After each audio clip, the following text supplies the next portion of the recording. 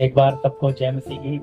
Happy भैया, ये message है तो आज हम प्रभु के वचन में से सीखेंगे जो मैंने पहले आपको बोला, जिसने तुम्हें मसीह में अपनी अनंत महिमा के लिए बुलाया, तो उसके लिए वचन निकाल लीजिए आप। पहला पतरस 5:10, इसी में जवाब भी है। सुनते हुए हम समझते हुए जाएंगे। अब परमेश्वर जो सारे अनुग्रह का दाता है, जिसने तुम्हें मसीह में अपनी अनंत महिमा के लिए बुलाया, तुम्हारे थोड़ी देर तक दुख उठाने के बाद आप भी तुम्हें सिद्ध और स्थिर और बलवंत करेगा।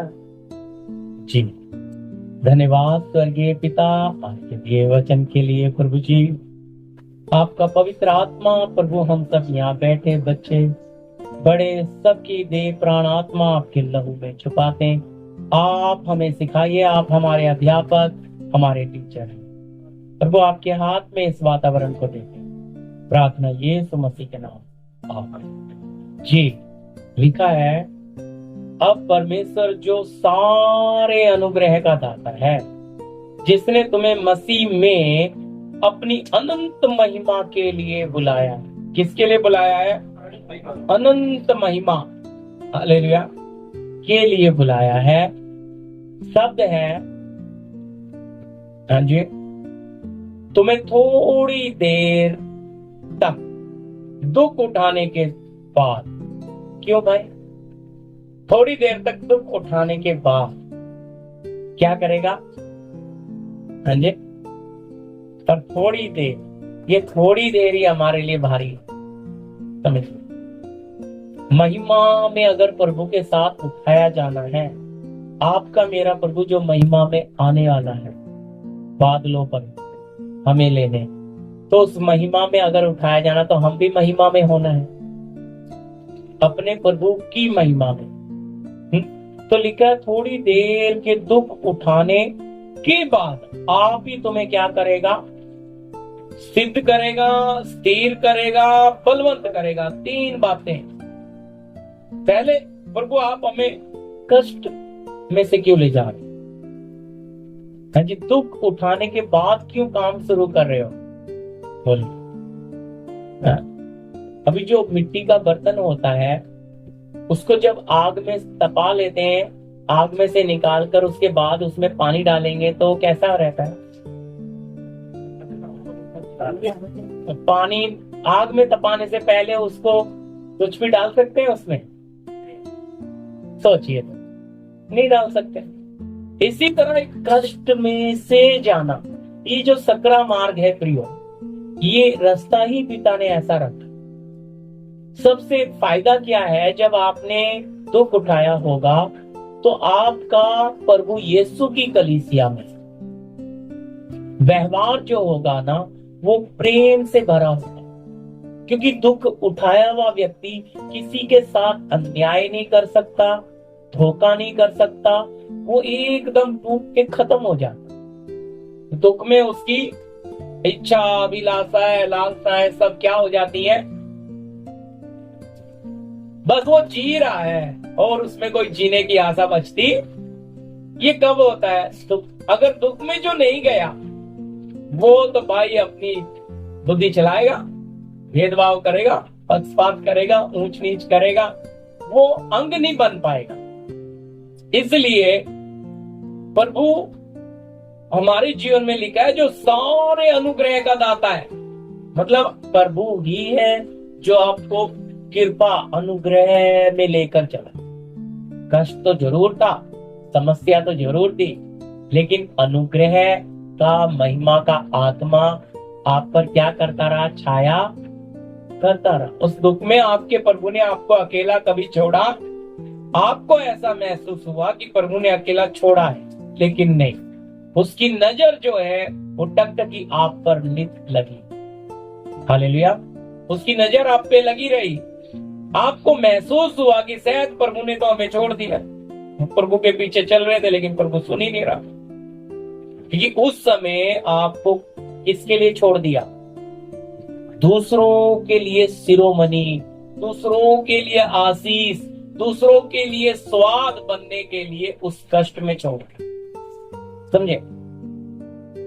तो वो भाई या बहन जब उस कष्ट से संघर्ष करके जीत के बाहर आएगा, तो जितने भी व्यक्ति भाई बहन जो कष्टों में पड़े उनको कैसे बताएगा?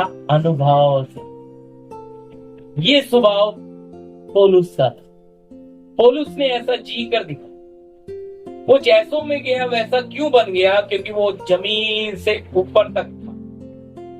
हर प्रकार के व्यक्ति के जीवन के साथ ही ढल जाता था ताकि उसको खींच लाता। उसके पास हर प्रकार का अनुभव आ गया। पर उससे पूछा जाए कि भाई पौलुस, प्रभु के दास, आपको ये अनुभव कहाँ मिला? तो क्या बोलता है? मैंने बढ़ना, घटना, भूखा रहना सब कहाँ सीख लिया?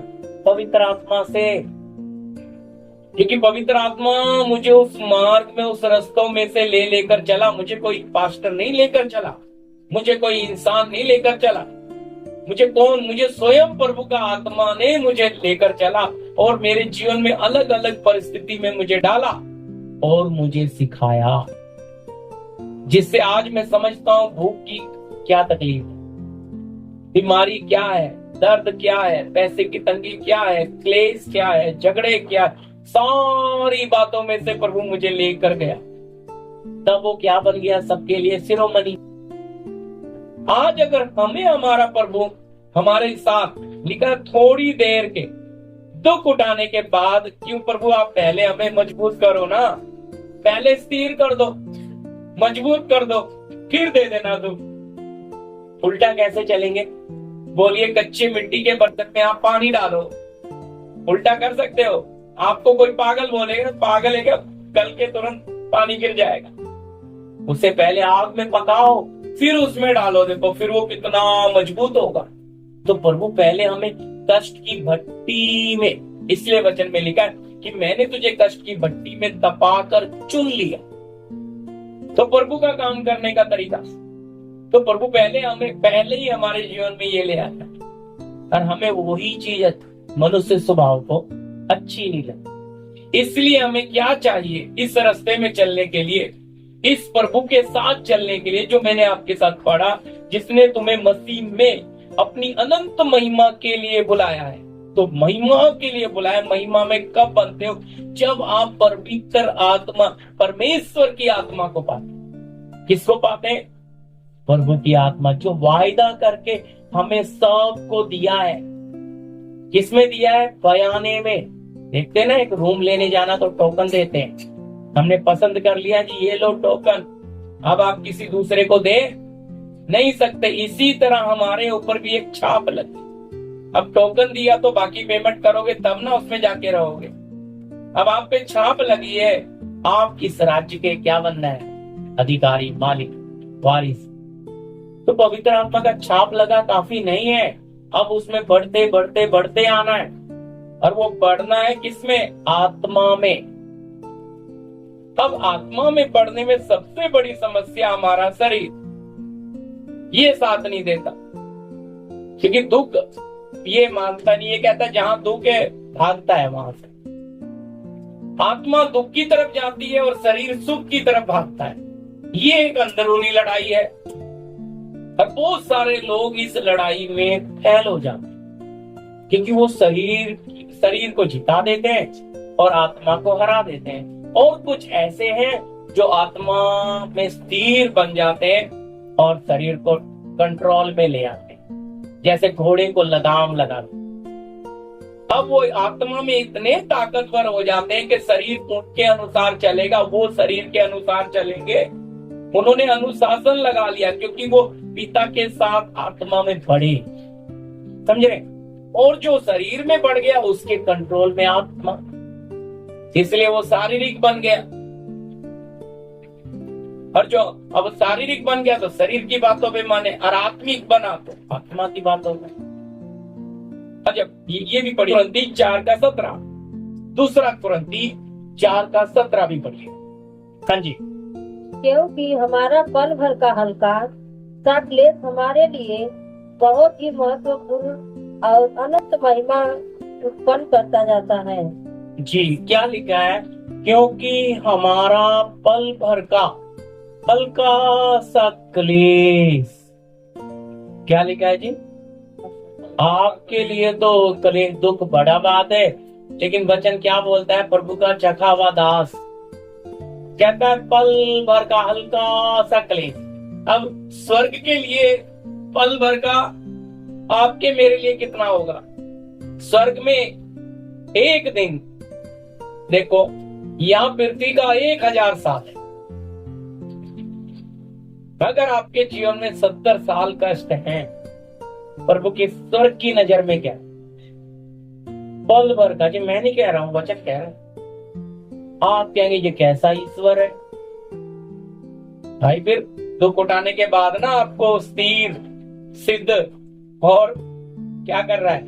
पर दुख उठाने के बाद, पर ये पल भर का हल्का सा क्लेश ही नहीं समझ में आता। पर ये क्लेश ही अनंत महिमा को उत्पन्न करेगा। समझ आ रही ना मेरी बात आपको? कि भाई क्योंकि उस स्वर्ग की दृष्टि देखिए कि उसके लिए आपके जीवन भर कष्ट रहा, और प्रभु देखते समय तुम उसके लिए पल भर का क्लेश है। और आप कहते हैं क्या प्रभु तो हमेशा, भाई उस क्लेश में क्यों रखा? आप इसलिए रखा क्योंकि जितने भी क्लेश में से निकल आ रहे लोग, आप उनको कितना अच्छा समझा पाए। अगर आपने क्लेश में नहीं रहे होते, आप क्लेश नहीं उठाया होता, तो आप दूसरे को शांति दे नहीं सकते थे। समझने के लिए आपको बुखार है, 102 104 बुखार है, और उसमें क्या क्या हालत हुई। आपने उस बुखार को बर्दाश्त किया, सहा, उस पर जय पाया। अब आपके साथ वाले को बुखार हो गया, तो आप उसे कितना अच्छा समझा सकते हो, आप उसे कितना अच्छा समझ सकते हो। पर आपको कभी जीवन में बुखार ही नहीं हुआ, और आपके सामने बुखार में भरा हुआ व्यक्ति पड़ा है, आप क्या करो? क्योंकि आपके पास तो कोई आपने वो चीज, इसीलिए आपका मेरा परमेश्वर चाहता है कि अगर कष्ट में, क्लेश में, समस्याओं में, बीमारियों में, कर्जे में ऐसे लोग अंधकार में पड़े, तो उसका अनुभव मेरे बच्चों के पास होना है, अनुभव होना है। तो अनुभव यानी कि उस कष्ट का अनुभव, तो आपका मेरा परमेश्वर ट्रेनिंग के लिए सबसे पहले कहाँ डाल देता है? इसलिए मैं वचन नहीं पढ़ा रहा, लेकिन एशिया में लिखा है कि मैंने तुझे कष्ट की भट्टी में तपा कर चुना। भट्टी में यानी कि उसमें कोई दया नहीं होती। अब यहाँ पे लिखा है पल भर का हल्का सा क्लेश अनंत महिमा को उत्पन्न करता। अनंत यानी कि युगान युग का जीवन मिलने जा रहा है, अनंत काल का जीवन मिलने जा रहा है। तो ये 70-80 साल का कष्ट क्या है? उस महिमा के सामने ये कष्ट कुछ भी। मैं नहीं कह रहा हूं, प्रभु का दास पौलुस लिख रहा है, कहता उस महिमा के सामने ये क्लेश कुछ भी। जब हम उस महिमा को देखते हैं तो अपने आप कष्ट क्या हो जाता है? छोटा हो जाता है। समझ रहे? उस अनंत युगान युग के जीवन को देखते हैं तो ये 70-80 साल का दुख कैसा लगेगा आपको? बोलो। जब बड़ा लगेगा। बड़ा कौन सा? अनंत युगान युग का जीवन। यह समझ लीजिए आप 20-30 जी लिए और आपका बचा है 50 साल, और 50 साल बड़ा है या युगान युग बड़ा है? सोच लीजिए, आप तुलना करो कौन सा बड़ा है, फिर आपको समझ आएगा ओहो ये तो 50 साल और भी आने दो, पर वो चाहिए। इसलिए उस महिमा के सामने ये कुछ भी नहीं है। ऐसे प्रभु के संत लोग वो उस अनंत महिमा को समझ गए थे कि हमें उस अनंत महिमा में वास पहुंचना है। इसलिए वो इन कष्टों को कुछ भी नहीं समझते थे। पल भर का लिखा है क्योंकि उन्हें पता है ये पल भर का क्लेश भी महिमा को लेकर आएगा, आशीष लेकर आएगा। आज लोग कहते हैं क्लेश आ गया, बीमारी आ गई, दुर्घटना आ गई तो शैतान आ गया। आप बताइए, दुख में आप प्रभु के ज्यादा पास होते हो या सुख में? फिर अब बताइए, दुख आया तो आपके पास ज्यादा नजदीक आप किसके चले गए? आपके बनाने वाले के नजदीक चले गए। इसलिए तो पौलुस लिख पाया कि सारी बातें मिलकर भलाई को उत्पन्न करती हैं। यानी कि दास डेविड ये दाऊद लिखता है, प्रभु का दास दाऊद भी, भाई मुझे जो दुख हुए वो भला हुआ, जिससे मैं उसकी विधियों को समझूं, उसकी गति को समझूं मैं। उसके काम करने के तरीके को समझूं मैं। तो यानी कि हमारे जीवन में जो रुकावटें आती हैं, उस रुकावट पर घबराना नहीं है, उस परिस्थिति के सामने डरना नहीं है, वरन परमेश्वर की आत्मा में बढ़ना शुरू करें। क्योंकि आपको लग रहा है कि ये कर्जा बहुत बड़ा है, आपको लग रहा है सामने वाली ये समाज की समस्या बहुत बड़ी है, तो आप समझ जाओ अब तक आप अगर वो समस्या इतनी बड़ी है तो आप कितने बड़े होंगे। तुरंत परमेश्वर के साथ बढ़ना शुरू हो जाओ, क्योंकि आपको उस बड़ी समस्या को हराना है। तब आप जरुब्बाबिल के सामने कह पाओगे, हे बड़े पहाड़ तू क्या है। जरुब्बाबिल के सामने क्या हो जाएगा? मैदान हो जाएगा। यानी कि हे बड़ी बड़ी समस्याएं तुम क्या हो, क्या हो जाएंगे परमेश्वर के लोगों के सामने? खत्म। मैदान का मतलब है समस्याएं बड़ी बड़ी हैं, और जितनी बड़ी समस्या आपके सामने है, आपके जीवन में कमी भी उतनी बड़ी। जितनी बड़ी समस्या आपके सामने है, उतनी ही बड़ी कमी आपके जीवन में है। इसलिए आपका परमेश्वर उस बड़ी समस्या को लेकर आया कि क्या हो जाए, वो वाला प्रदीप का खड्डा भर जाए और मैदान बन जाए। समझ आ रही है बात? और हमें लग रहा है कि ये समस्या बड़ी है। अरे भाई, तुम समस्या को क्यों देख रहे हो? ये आपके लिए फायदा लेकर आ रही है, क्योंकि आपकी कमी को भरकर आपको बलवंत कर कर जाएगी। ये आपके सर का बाल भी हिला नहीं सकती है, क्योंकि इस समस्या को, इस विपत्ति को भी रचने वाला मेरा बाप ही है। आपको ये पता है। तो जब आप उन बातों के लिए उसके सामने जयवंत हो जाओगे, लेकिन अगर हमें नहीं पता, हम कमजोर हैं, समस्या बड़ी है और हम आत्मा में नहीं बढ़े, तो वो समस्या हमें पक्का कुचल कर जाए। समझ रहे? समस्या आपके ऊपर कब अपना प्रभाव बना लेती है, कब आपके ऊपर बलवंत हो जाती है? जब आप अपने बनाने वाले को समस्या से छोटा मान। समझ गए? आपने घुटने डाल दिए, आप हार मान लिए, और प्रभु हार मानने वालों के साथ नहीं होता प्रिय। हालेलुया। प्रभु साथ देगा क्या? जो पहली मैदान में आप खड़े हो लड़ाई के आत्मिक, और आपने तलवार नीचे डाल दी, तो बोलो आपके साथ प्रभु साथ देगा? आपका नहीं देगा। प्रभु तो उसका साथ देगा जो क्या करेगा? अंत तक लड़े। समझे? देखो, जब ऐसा लगता है कि ये वाली बात पे हम हार जाएंगे, तो उससे लोग भागने की भी कोशिश करते हैं। लेकिन असली लड़ाई वही है। जीतने वाली लड़ाई तो सभी जीत लेंगे प्रियो, नाड़ी भी जीत लेगा, लेकिन जो लड़ाई लग रहा है हारेंगे, वो जीतते हो तो तब आप शिरोमणि बनते हो। मेरी बात समझिएगा। जीतने वाली बात है जहां भाई ये काम तो हम कर लेंगे, ये तो हम कर लेंगे, उसे कोई भी कर लेंगे, लेकिन अरे ये हम नहीं कर सकते, ये हमसे नहीं होगा, तो वही तो असली परीक्षा है आपकी। उधर है एक असली चैलेंज।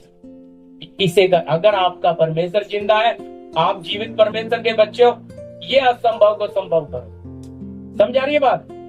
इधर आता है तो उस बात को, उस लड़ाई को जीतना, जो लगे और लोग कहें कि यार ये तो असंभव था, इसने कर दी, तब हम शिरोमणि बनते हैं। लेकिन उसके लिए आपको कितना पक्का प्रभु बनाता है, वो है आपके साथ व्यक्तिगत। ये लड़ाई आत्मिक वही जीत पाता है, यही लड़ाई आत्मिक में वही खड़े रह पाता है जो अपने बनाने वाले के साथ नित्य चलता है। नित्य का मतलब है लगातार प्रभु के साथ चलता है। अब प्रभु के साथ चलना तो मैंने आपको बांटा भी आपके साथ। अनोख कैसे चला, संत कैसे चले, प्रेरित कैसे चले, हमें भी वैसे ही चलना है। हमारे सामने नमूना रखा है, यीशु कैसे चला पिता के साथ। हे पिता, तूने मेरी सुनी। देखो मंदिर में क्या हो गया, जब यहूदी पत्थर मारना चाहते थे तो छुपके भी निकला यीशु। हर एक अपना पद चिन्ह हमें देकर गया। यानी कि बोलना भी आना है, चुप रहना भी आना है। हर जगह पे क्या नहीं करना है, अपने प्रभु की परीक्षा। जहां पर कुछ भी बोले, आप अपने प्रभु की आत्मा की अगुवाई में चलना है। आपको बढ़ना भी आना है, हटना भी आना है। ऐसा नहीं होना कि नहीं हमारा चैलेंज कहीं नहीं बना। लिखा तू अपने प्रभु परमेश्वर का परीक्षा नहीं लेना। ऐसा हमारा स्वभाव हमारे यीशु जैसा होना है। ठीक, तो इसलिए फिर ये पल भर का क्लेश क्या लेकर आएगा? अनंत महिमा। हालेलुया। जी, अगला वचन भी लीजिएगा, दूसरा तीमुथी 2:10। दूसरा तीमुथी 2:10। जी। इस कारण मैं चुने हुए लोगों के लिए सब कुछ सहता हूँ कि वे भी उस उद्धार को जो मसीह यीशु में है अनंत महिमा के साथ पाए। हालेलुया। जी, क्या लिखता है प्रभु का दास? इस कारण मैं चुने हुए लोगों के कारण क्या करता हूँ जी? सब कुछ सहता हूँ। इधर हमारी दिक्कत है, इधर हम क्या लो अपना पलट के जवाब दे देते। हमारे पास सहनशीलता कम है, प्रभु की आत्मा का फल, संयम का फल कम है। फल किसी के पास है ही नहीं। अब आप बताओ फल कौन खाएगा? अच्छे लोग खाएंगे या टेढ़े हड्डियों को खिलाना? वचन तो कहता ना टेढ़े ही लोग खाएंगे आपसे, बदले में क्या देने आते? डंडे पत्थर। पर आपके फल की मिठास कम नहीं होनी है। यह कितना स्पष्ट पौलुस प्रभु का दास लिख रहा है। इस कारण मैं चुने हुए लोगों के लिए सबको सह लेता। अगर आपको हमें अंधकार में पड़े हुए लोगों को प्रभु के राज्य में, या अपने प्रभु के लोग क्या हो जाए, वो उनके सामने हमारा जीवन क्या ना बने ठोकर, वो हमें देखकर ये ना कहे देखो भाई मनोज भैया ऐसा कर लेते हैं तो हम भी ऐसा कर।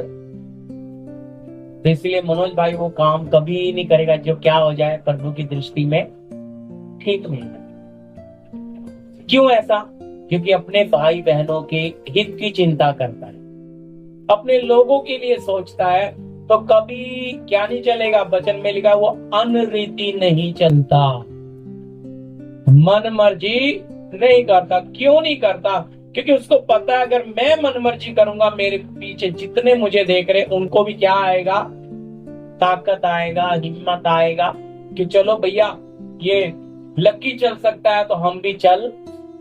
बस ऐसा बना जाए, ये खतरा है। तो प्रेरित जो थे, प्रभु के लोग जो थे, वो हमेशा दूसरे के हित की चिंताएं किया करते थे, खास करके विश्वासियों की। हालेलुया। कि क्या हो जाए हमारा जीवन, लिखा है विश्वास, अगर कोई हमारे में निर्बल, विश्वास में निर्बल शब्द है, कमजोर निकले, तो उसको तुम जो ताकतवर हो, तुम जो समझदार हो, ऐसे को क्या करो? कोमलता से संभालो। ऐसा नहीं है कि उनको निकाल के फेंक दो, पर उनको फिर से मौका दो कि भाई इस निर्बलता से निकल, बहन या भाई इसमें कब तक पड़ा रहेगा? अब आगे आ जाओ। चलो बहुत साल तुमने अब गवा दिए, अब आगे आ जाओ। हम गीत गाते हैं, बहुत साल मेरा हाथ तुझसे दूर, लापरवाही ने किया। भैया बहुत बार हम क्या करते हैं? लापरवाही करते हैं, अपनी मनमर्जी करते हैं, और जैसा प्रभु में हमारा जीवन होना है नहीं होता। अब ऐसा माहौल चल रहा है, हमें नहीं पता प्रभु कब आ जाए, तो क्या उस महिमा में उठाए जाएंगे? अगर तैयार नहीं होंगे तो। इसलिए ना वचन कहता है समय असमय क्या रहो तैयार। तैयारी क्या बताता है? आज प्रभु आप हमें ले जाओ, हम तैयार। ऐसा मन होना है, समझ रहे? मैं ऐसा मन रखता हूं, मैं रख कर बोल रहा हूं। मैं अपने परिवार को बोलता हूं भाई देखो चिंता नहीं, भरोसा नहीं करना कब प्रभु ले जाए, ठीक है? इसलिए किसी चीज से बंध के नहीं रहना, समझे? अपने ऊपर का खुद का भी भरोसा मत रखना। परसों हम सूरत जाने वाले हैं, हाँ बोल दिया, टिकट निकाल दी, लेकिन अगर प्रभु कल आ जाए तो कहने का मतलब क्या है? प्रभु का समय, तो प्रभु के हमारी तैयारी कैसे? भाई इतना तो स्टिक कौन जीता है पास्टर जी? अभी तो भैया अब तो बाइक बुक करके आए हैं, थोड़ा बुक गाड़ी का मजा लेना है। अभी तो अभी अभी नया नया घर बनाया है, अभी तो चाबी भी नहीं मिली हाथ में, अभी वो घर का थोड़ा आनंद लेना है। तो बहुत सारे लोगों के बहुत से काम चल रहे हैं, तो वो थोड़ी सोचेंगे यार आज प्रभु ले जाए तो चले जाएंगे, वो सोचेंगे क्या? बोलिए, क्योंकि आज प्रभु ले गया तो गाड़ी तो शोरूम में खड़ी रह जाएगी, फिर उसका क्या फायदा? घर तो बना बनाया, सारी जिंदगी लगा दिया, पैसा वो रह गया।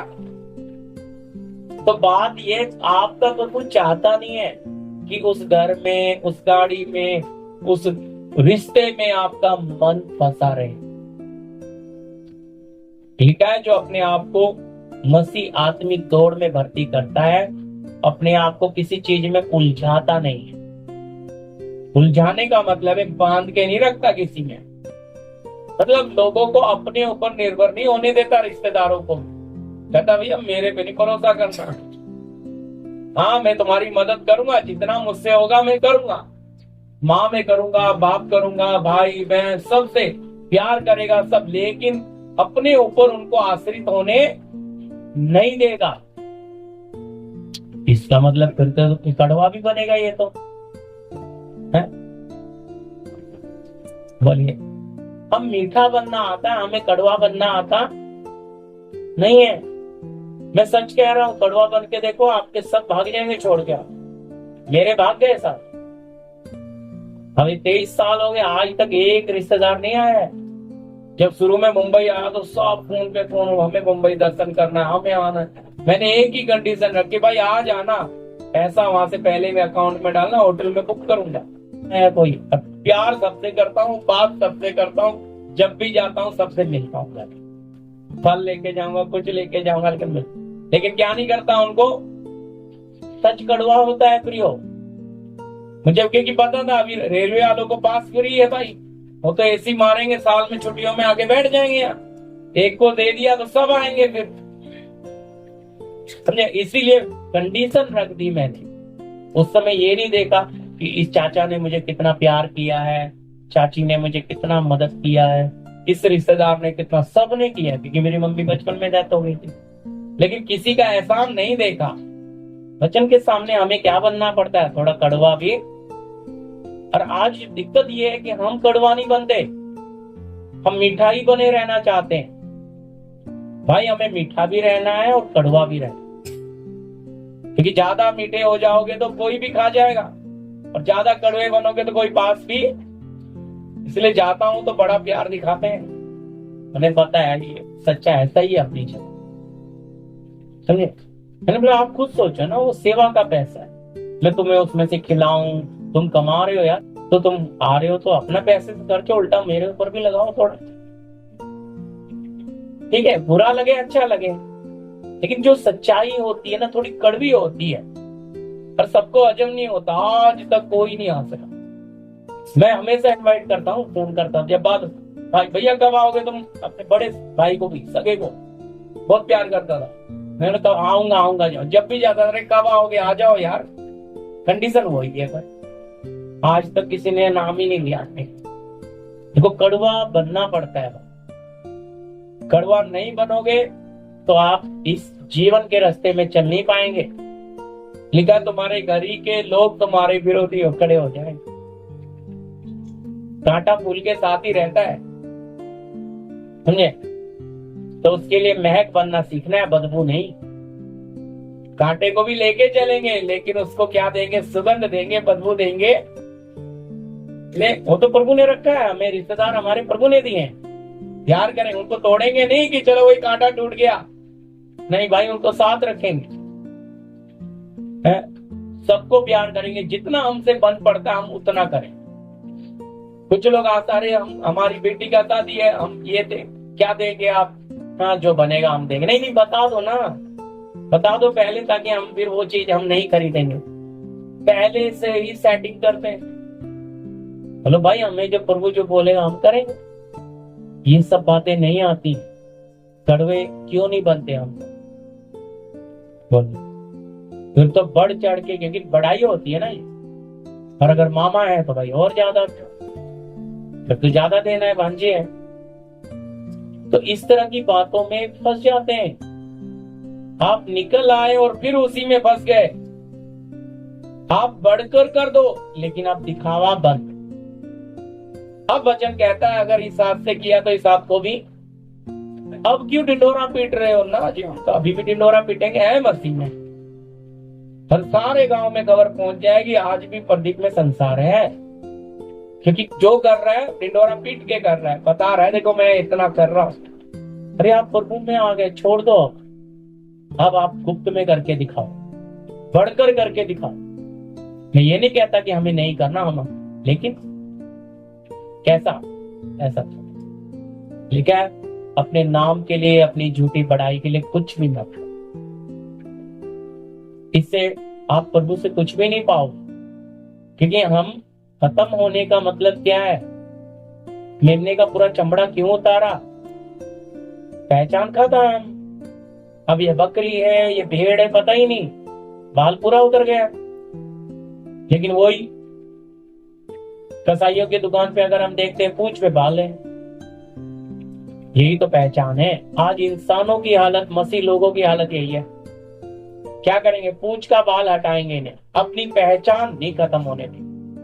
मैं आपको सच कहता हूं, अगर पहचान खत्म नहीं होगी तो आग पवित्र आत्मा का उतरेगा भी नहीं। आपकी पहचान खत्म होती है तब आप एक नया मनुष्य बन के प्रकट होते, तब आप एक नई सृष्टि प्रकट होते हो, तब आप परमेश्वर की बेटी और बेटा कहलाते हो। पर वो पूंछ का बाल हटाना मुश्किल। प्रभु सब तो दे दिया, इतना सा तो रहने देना प्रभु। इतना कठोर निर्दयी क्यों होते हो? थोड़ा सा ही तो है। प्रभु तो बड़ा माफ करने वाला है। थोड़ी सी गलती रहने दो ना। और वो गलती के कारण आग नहीं उतरेगी, आप परिपूर्ण नहीं होंगे, आप वो आत्मिक अनुभव नहीं पाएंगे, आप उस आग में बने नहीं रह पाएंगे। क्यों? क्योंकि उस कमी ने क्या होगा? कमी के कारण आग आएगा ही। वो पवित्र आत्मा की उपस्थिति आपको नहीं मिलने आती। फिर प्रभु मदद करो, मदद करो। अनुग्रह तो आज भी हमें लेकर चल रहा है? कृपा तो हमेशा हमें हमारे साथ बनी रहेगी। जब तक कलीसिया उठाई नहीं जाती, हम सब कृपा में चल रहे हैं, अनुग्रह हमें लेकर चल रहा है। लेकिन भाई आत्मा हमें बनाने आया है, आत्मा हम पर अपना कंट्रोल करने आया है। आत्मा चाहता है अब तुम्हारी मर्जी खत्म हो तो मेरी मर्जी शुरू हो। मैं कहां लेकर जाना चाहूं? मैं जो सोचता हूं वो आप सपने में भी सोच नहीं सकते। ऐसा आत्मा कह रहा, उसकी कहता है, मैं वचन से बोलता हूं कि जो कल्पनाएं मैं तुम्हारे विषय में करता हूं वो हानि की, ऐसा आत्मा ऐसा सोचता है। हमें ऐसा लगता है कि नहीं नहीं नहीं, ये प्रभु जो लेके जा रहा है तो खराब। अरे प्रभु कहता है तुम मन लगा के करो सब, लेकिन कहां लेकर जाना है वो तो मैं देखूंगा। तुम मत तय करो कि मैं कहां जाऊंगा, तय मुझे करने दो। तुम बस चलो, निर्णय मैं करूं। हमारे बच्चे पढ़ रहे हैं, पढ़ते जाओ। अब कहां प्रभु ने ले जाके डालना है वो तय करें। समझे? आप कर्म करते जाओ, फल की चिंता, क्योंकि वो आपको शिरोमणि बनाएगा। प्रियो है, वचन में लिखा है प्रभु हमारा हमें पूछ नहीं क्या बनाता है, सिर। मैंने तो गवाही जी कर आपको बता रहा हूँ। है, उस जगह पे बर्तन धोने गया था, कितने सारी कंपनियों में नीचे गया था, वहां का हेड बना था।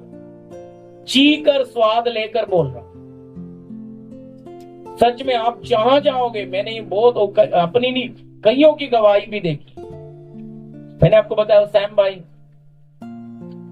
कैसे भाई, कौन है उनके साथ, बोलो ना।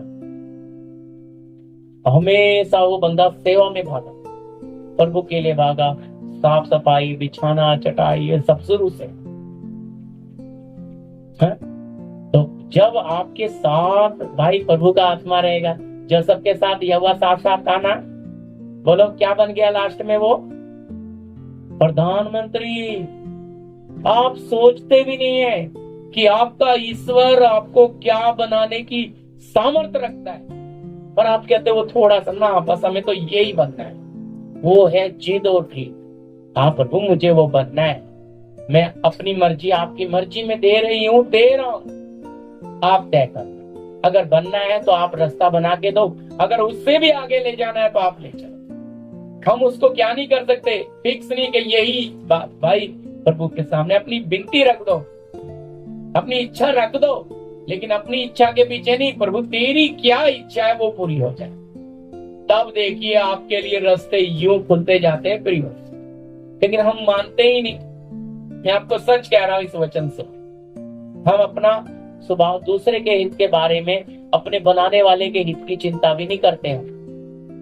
चलो अपने भाई बहन की तो क्या करेंगे, बनाने वाले की भी नहीं लोग करते। दुख होता है कि यार मैं गलती करूंगा। अब एक बच्ची अगर गलती करे, अरे मेरे पापा का नाम खराब हो जाएगा। एक बच्चा, अरे मेरे पापा को लोग क्या बोलेंगे। सबसे पहले बच्चे सोचते हैं हम अपने स्वर्गीय पिता के बारे में कितना सोचते, क्या करेंगे हम गलत, नाम मसीह का होगा। देखो मसीह लोग ऐसे, समझ आ रही है बात। आपके अंदर ये बात नहीं आती है उस समय कि अगर यहाँ गलत चल करूंगा तो किसका नाम खराब होगा, बाप का। फिर ना लोगों, अपना भाई बहनों के हित की चिंता, ना स्वर्गीय पिता के हित। तो बहुत मुश्किल है फिर आत्मिक जीवन में आगे जाए। जी अगला वचन कर लीजिएगा, रोमियो की पत्री, ये हो गया ना पहला तिमुथी 2 का, दूसरा तिमुथी 2 का 10 हो गया ना। हाँ, रोमियो की पत्री 8 का 28, पता है, फिर पढ़ लीजिए 8:28। हाँ जी। हम जानते हैं कि जो लोग परमेश्वर से प्रेम रखते हैं, हाँ देखो प्रभु का दास पौलुस लिखता है कि हम जानते हैं कि जो लोग क्या करते हैं, परमेश्वर से प्रेम रखते हैं। हाँ जी, उनके लिए सब बातें मिलकर, उनके लिए सारी बातें मिलकर भलाई ही को उत्पन्न करती है। क्या करती है जी, बोलो किनके लिए। शब्द देखो क्या है, हम पेरेंट कह रहे हैं, हम जानते हैं कि जो लोग परमेश्वर से क्या रखते हैं, प्रेम रखते हैं। तो ये एक ही ताकत है कि मैं, मेरे पापा, मेरे माँ बाप क्या नहीं होने दूंगा, उनका नाम खराब होने। कौन सी ताकत है, प्रेम। मैं नहीं कह रहा हूं, वचन प्रेरितों में ये था, यानी कि क्या नहीं होने देंगे हम अपने परमेश्वर का, अपने बाप का नाम खराब होने। ये जलन थी उनमें, जैसे हमारे शरीर में माता पिता हैं और हम उनके आदर और प्यार के लिए क्या करते हैं, जलन रखते हैं। हमारे पापा को इज्जत नहीं देंगे तो हम उनको क्यों दें, हमारे पापा की नहीं सुन रहे तो हम उनकी क्यों सुने, समझे। और जो आपके पापा का सुन रहा है, इज्जत दे रहा है, आप भी उसको बढ़ के दोगे तो हमारे पापा का इज्जत देते हम भी देंगे। आता है ना, बोलो ये फीलिंग अंदर से आती है ना। या क्या लिखा, प्यार, प्यार है वो ताकत। अगर आप सच में परमेश्वर से प्यार करते, और लिख कर दिया जिसमें प्यार नहीं उसमें मसीह भी नहीं है, तो क्या प्यार करने वाले पिता की बदनामी होने दोगे, बेइज्जती होने दोगे, तुम्हारे कामों से उसको ठेस लगने दोगे। सोच कर देखिए, तुम्हारे कारण तो प्रभु के कारण आप पर कितना भी निंदा बदनामी हो तो इसका फायदा क्या है, महिमा का आत्मा तुम पे छाया कर रहा है। लेकिन आपकी गलती के कारण अगर प्रभु का नाम खराब हो रहा है तो आप क्या बन रहे हो, प्रभु के लिए भी और विश्वासियों के लिए भी ठोकर, क्योंकि आप गलती कर रहे हो ना, जिससे प्रभु का नाम क्या हो रहा है। इसलिए कभी भी हमें ऐसा कोई काम नहीं करना जिसके कारण हमारे स्वर्गीय पिता की क्या हो, बदनामी हो। जो बात, इसलिए वचन कहते हैं, जो बात हमारे पिता को पसंद नहीं वो हम कभी करेंगे नहीं। इसलिए फिर हमारा जीवन ज्योति में होगा, रोशनी में होगा, और हमारे काम भी सारे प्रकट होंगे। हम जो करेंगे खुलकर करेंगे, हमें कोई शर्म करने की कोई जरूरत नहीं होगी।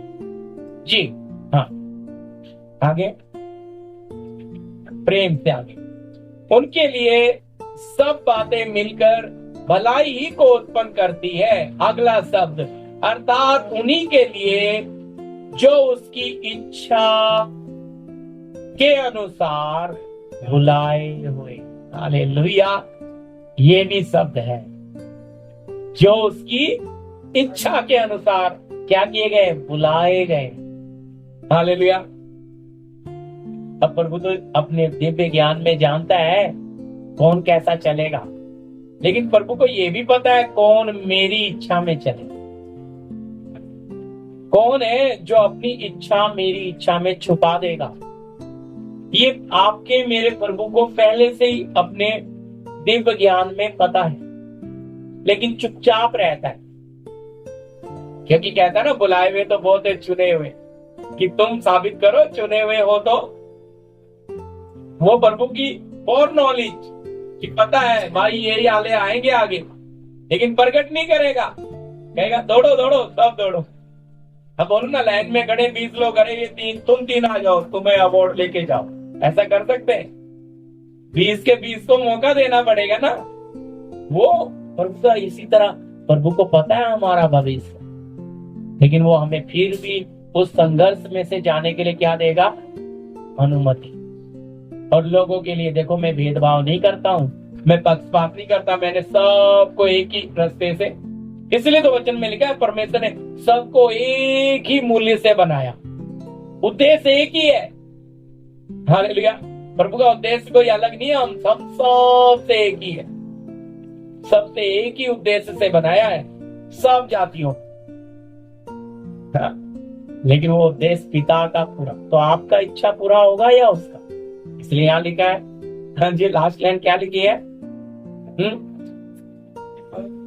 अर्थात उन्हीं के लिए जो उसकी इच्छा के अनुसार, अब बताओ, जो उसकी इच्छा के अनुसार बुलाए हुए हैं वो महिमा में जाए, वो महिमा में प्रवेश करें। और जो अपनी इच्छा में चलेंगे वो क्या हो जाएंगे, फैल हो जाएंगे। उनके लिए सारी बातें क्या नहीं बनेंगी, आशीष। ऐसा ही पढ़ा ना हमने इसमें। हम जानते हैं कि क्या है, जो परमेश्वर से प्रेम रखते हैं उनके लिए सारी बातें मिलकर, लेकिन जो उसकी इच्छा के अनुसार नहीं चलते उनके लिए सारी बातें भलाई होंगी।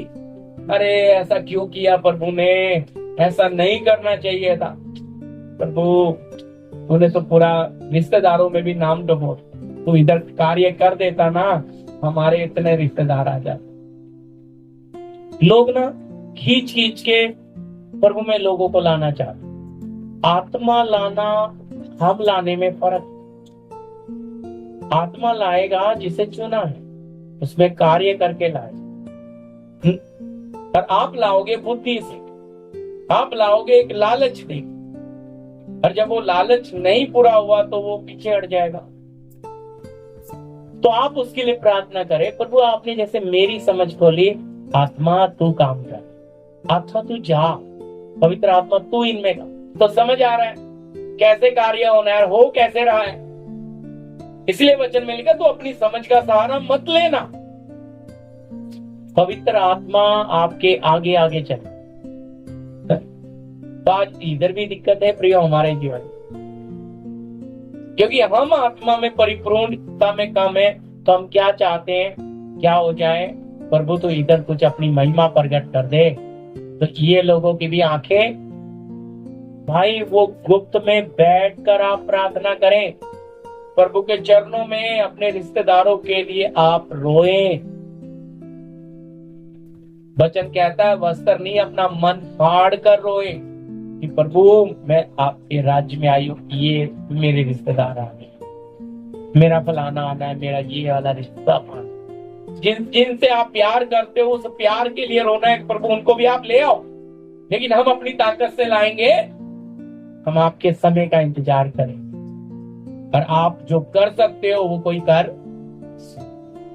तो आपका भरोसा तब आत्मा जाकर उस पापी हृदय पे मंडराएगा, तब धर्मी की प्रार्थना सुनी जाती है। इसलिए हमने अपनी ताकत से नहीं लाया, इसलिए जब अपनी ताकत से नहीं लाया, आत्मा लेके आया, वो प्राण देने तक विश्वास योग्य बना रहेगा। समझ आ रहे? बुद्धि से लाया हुआ रुकेगा, वो आपके प्रभु पे 10 बात सुनाएगा, क्योंकि आप ही लाए ना उसको खींच के, अब झेलो। समझ रहे? आज बदनामी क्यों होती है?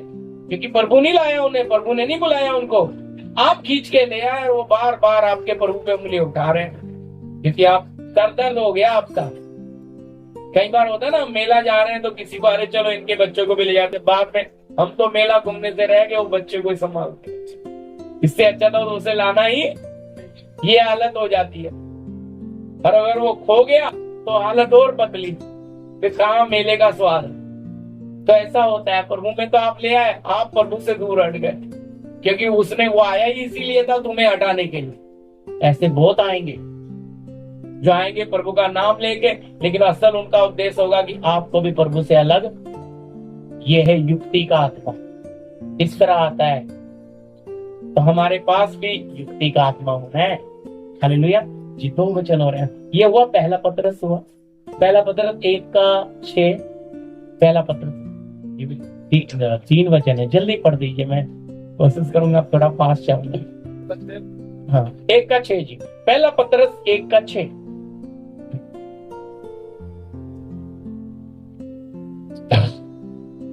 हाँ जी।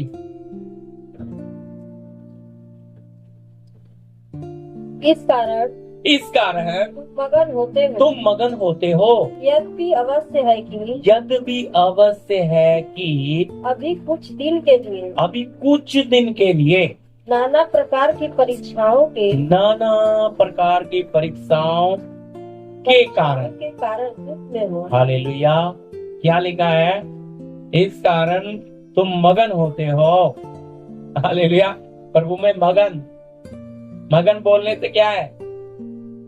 खुश है ना, आनंदित, बहुत। मगन शब्द लिखा है, बहुत खुश है, बहुत मगन है, होते हो। और लिखा है यद्यपि अब अवश्य है कि अभी कुछ दिन के लिए नाना प्रकार की परीक्षाओं के कारण, किसमें हो बोलो? उस महिमा में जाना है तो क्या रहना है? नाना प्रकार की परीक्षा के कारण दुख हो। दुख ये होता है, प्रभु आपने ऐसा क्यों नहीं किया है? लेकिन नहीं, प्रभु इसमें आपकी कोई, शायद प्रभु आपकी योजना में नहीं होगा। लेकिन एक चीज इसमें याद रखिए, हम सब बीमारों के लिए प्रार्थना कर सकते अच्छी तरह से। रिश्तेदारों में जाए, हम कर सकते। बीमारी चंगाई फ्री है, फ्री। चंगा करके हम प्रभु में खींच के न लाए कि आ जाओ चंगे हो जाओगे प्रभु में, ऐसा बोल के नहीं ला सकते। लेकिन बीमारों के लिए हम प्रार्थनाएं कर सकते हैं। हालेलुया। वो खुद से आए तो बात है, लेकिन आप उसको, तू चंगा हुआ इसलिए आ जाना, बीमारी फ्री है। बस कलीसिया में भी आ गया, कोई बीमार है, आ गया, प्रार्थना करेंगे, वो अच्छा हो गया, धन्यवाद देके वापिस जा सकता है। उसके हम भी पीछे नहीं पड़ेंगे जबरदस्ती तो बपतिस्मा लेना। लेकिन याद रखना, चंगाई फ्री। तो और जब काम नहीं होते तो दुख होता है? तो वो है अलग अलग परीक्षाओं में प्रभु डालता है। पैसे की तंगी, प्रभु में अच्छे चल रहे थे, अचानक एक मोड़ आ गया, पैसे की बड़ी समस्या। अब ये पैसे की समस्या तोड़ रही। एक प्रभु में नहीं थे, पैसा हाथ कभी खाली नहीं होता था। प्रभु में आ गए, हाथ में पैसा रुकता ही नहीं है। क्या करें, पता नहीं बरकत कहाँ चली गई। बरकत सब सही है ना, आशीष, पता नहीं कहाँ चली गई। तो इस तरह से फिर क्या आ जाता है, एक अंदर निराशा अंदर रहती है, बाहर नहीं रहती। बाहर तो प्रभु अच्छा है, प्रभु भला है, प्रभु प्यार है, लेकिन मन में ये संदेह उठने शुरू हो जाते हैं। अब आपको नहीं पता, नाना प्रकार की परीक्षाओं के कारण अब दुख है। किसी की शादी होनी थी, हो ही नहीं रही। रिश्ता होता है फिर टूट जाता है, परेशान। नौकरी लगनी थी, लगी नहीं रही, वो भी परेशान है। देखो नाना प्रकार के है यहाँ बहुत सारे। ये काम होना था, उतना ही लंबा होता जा रहा है। आपकी इच्छा उतनी बढ़ती जा रही है, प्रभु ये हो जाए, मैं आगे जाऊं। वो प्रभु होने ही नहीं दे रहा है, क्योंकि जब तक आपका मन उसमें फंसा है, जब तक वो काम और लंबा हो, आपका प्रभु कहता है इसको मेरे हाथ में दे देना। समझे? जब तक तू इस पे मन रखेगा, शैतान तुझे नचाता रहे। इसलिए तो वचन कहता है अपना सब कुछ ना त्याग दे, कई बार बताया मेरा, यानी कि उन बातों को छोड़ दो, दे दो प्रभु के हाथ में। प्रभु मुझे ये करना है, फिर आपको दुख नहीं होगा। फिर वो दुख किस में बदल जाएगा? आनंद में। समझे? पैसे का आप देनदार हो, आपका ऊपर कर्जा है, कोई चिंता मत करो। क्यों? क्योंकि प्रभु बैठा है, आपको शक्ति देगा, आप कमा के उतार दोगे। लेकिन आप अपने ऊपर उसका बोझा लेके मत चलो। आपका किसी ने ले रखा है, दे नहीं रहा है, आप प्रभु के चरणों में आंसू गिराएं, बैठ जाएं कि प्रभु तू न्याय कर। है ना, मैं आपको पढ़ाता हूँ, मैं पहला यूहन्ना 2 अध्याय, हमारा एडवोकेट, वकील, सहायक, मददगार, उसका सुख चैन उड़ा देगा, आपका खा के हजम नहीं कर सकता। समझे? जीवित ईश्वर क्या कर देगा? उसका सुख चैन उड़ा देगा। लेकिन आपका संबंध उस पैसे में नहीं, आप प्रभु आपका है तो आपके पास लौट आए। मैं आपको ये सच कह रहा हूं, ये अनुभव की बातें। लेकिन आप अपने प्रभु पर, ये है नाना प्रकार के, लेकिन हम इन्हें समझते ही नहीं। इन दुखों में हम चलते हैं, हाँ प्रभु में चलना है तो दुख तो आएंगे, पर उन दुख में मगन कैसे हो, उन दुख में आनंद कैसे मनाए? कि हम कैसे प्रभु के दासों की तरह कह पाए कि मुझे जो दुख हुआ वो भला हो गया, जिससे मैं तेरी विधियों को सीखूं। मैं कब ऐसा कह पाऊंगा? तो मैं उन दुखों से जब सीखूंगा, उन परिस्थितियों से सीखूंगा, तभी। बोलिए, प्रभु सारी बातें भलाई को लेकर आता है, लेकिन हमें वो भलाई नजर आती, क्योंकि शैतान क्या करता है? हमारे सामने उस बुराई को लेकर, हमारे सामने दूसरे की कमियां दिखाता है, हमें उसकी अच्छाई देखने नहीं देता। भाई वो 4% अच्छाई है, 96 गलतियां हैं, तो बोलो आप क्या ज्यादा देखोगे? मैं तो यार खराब आदमी है, ये अच्छा इंसान नहीं है। पर आप उसकी 4 अच्छाई देख के, हे प्रभु इतने अंधकार में, पाप में पड़े, इसमें 4 अच्छे गुण हैं, प्रभु में आएगा तो। दाऊद में प्रभु ने देखा, क्या गुण देखा? कि ये इंसान अपनी भेड़ के लिए रिचनी को, शेर को फाड़ के मेमना छुड़ा लाया। क्या गुण है यार इसमें। और घर के लोगों के लिए सातों सामने आ गए, कहते जी और कोई है? कहता है एक बेकार सा है, वो तो बकरी चुगा रहा है, वो किसी काम का नहीं जी, यही में से बनाओ राजा। नबी कहता है ना ना ना, कहता है बुलाओ। और जब प्रभु उसे बोलता है, नबी भी हिल जाता है, कहता है यार मैं घर के लोगों के लिए वो नालायक है, किसी काम का नहीं है। और स्वर्ग ने उसे क्या ठहराया? क्योंकि उसकी खूबी देखी है। क्योंकि वो क्या करता, अगर अपने मेमने के लिए अपनी जान पे खेल कर छुड़ा ला रहा है, तो मेरे लोगों के लिए कैसा होगा? प्रिय, प्रभु का मन हमें समझना है, वैसा आना है जी। 2 वचन हो रहे हैं, समय ले लेंगे थोड़ा जी। भजन संहिता 18 का 32 जी, भजन संहिता 18 का 32।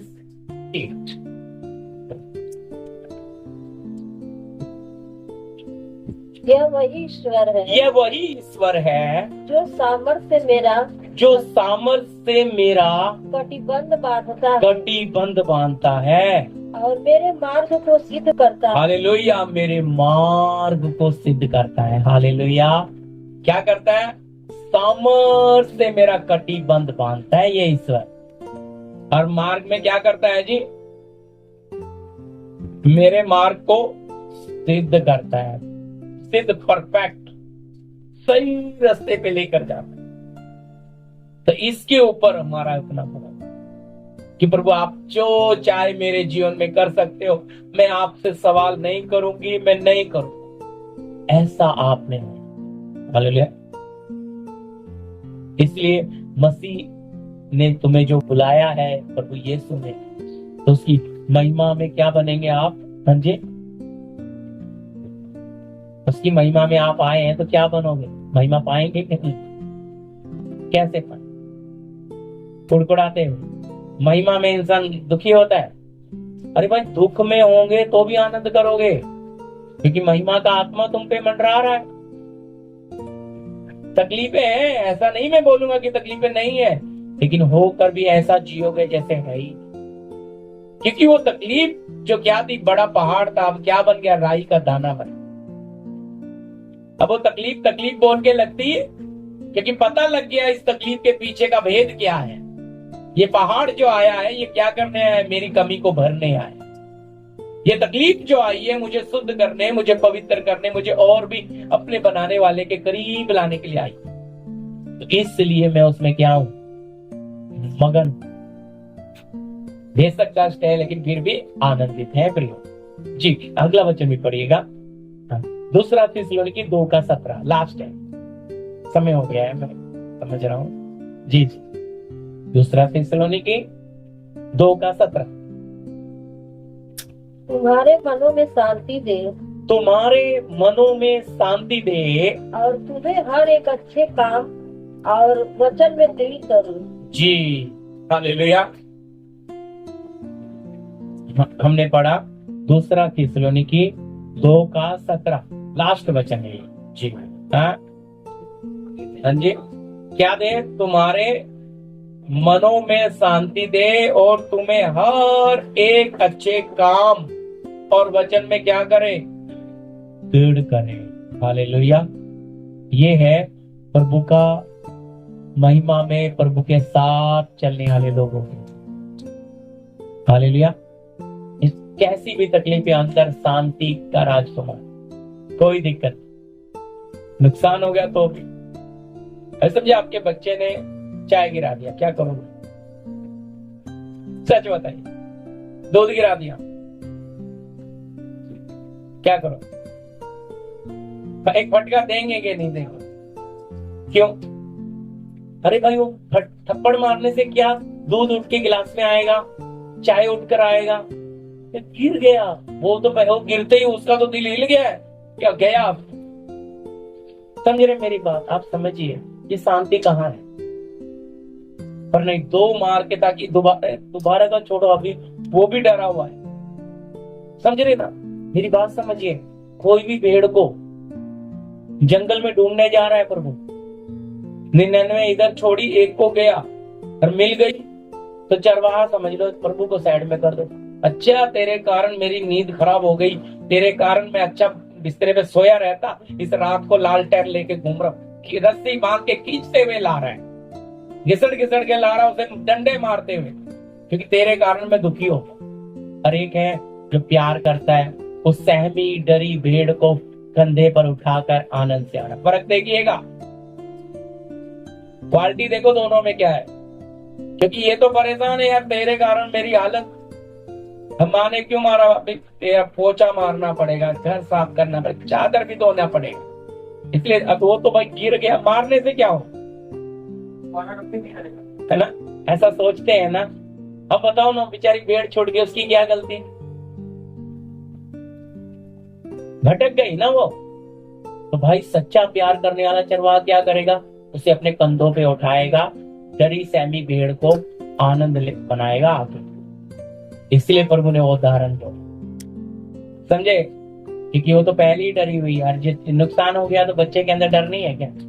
पर हम सोचते नहीं, एक बार अच्छे से दे देंगे ना दोबारा करेगा। याद रखो, मारने से बच्चा ठीक हो, मारना प्रेम से भी चलिए ना, प्रेम से भी चलिए, ठीक है? माफ करना भी हम सीखे, मौका दें उसे कि नहीं बेटा ये गलत है, क्योंकि चेहरा भी बता देता है, उसे एहसास हो गया गलती है, गलती का एहसास भी होता है। ठीक है चलो। हाँ तो ये, हाँ तो कहने का मतलब है अच्छे काम और वचन में दृढ़ करो। वचन में हम क्या होना है? मजबूत होना, अच्छे आत्मिक जीवन।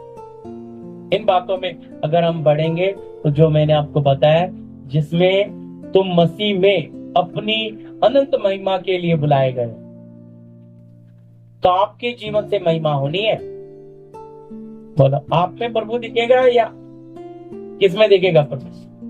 आपके कामों से प्रभु की महिमा होगी या आपके कामों से प्रभु पे कीचड़ उड़ेगा? दोनों बात हो सकती है, लेकिन इससे आप महिमा, और महिमा क्यों नहीं कर पाते? कष्ट, इन सारे वचन में याद दुख, इस कारण हमारा मुंह उतर गया, निराशा आ गई, महिमा नहीं मिलती प्रभु को।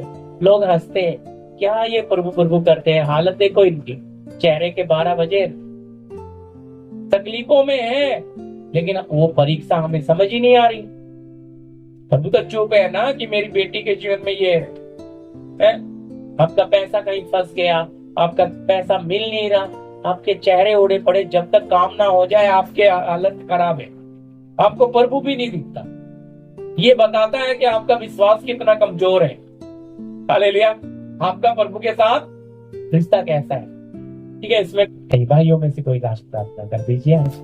हालेलुया। धन्यवाद करते मेरे पिता, पवित्र परमेश्वर, राजाओं के राजा, सर्वशक्तिमान, हम धन्यवाद करते हैं प्रभु आज के दिन के लिए। प्रभु आपने आपके चरणों में हम सब भाई बहनों को बैठने के लिए आपने जो कृपा दी प्रभु, इस सारी सभा को प्रभु आपके हाथों में सौंपते हुए प्रार्थना करते प्रभु। हालेलुया। इस वचन के द्वारा प्रभु आपने हम सबसे बातें की प्रभु, आपके नाम की महिमा हो प्रभु। आपने अनंत वास के लिए प्रभु, अनंत महिमा के लिए प्रभु आपने हम सबको बुलाया है प्रभु।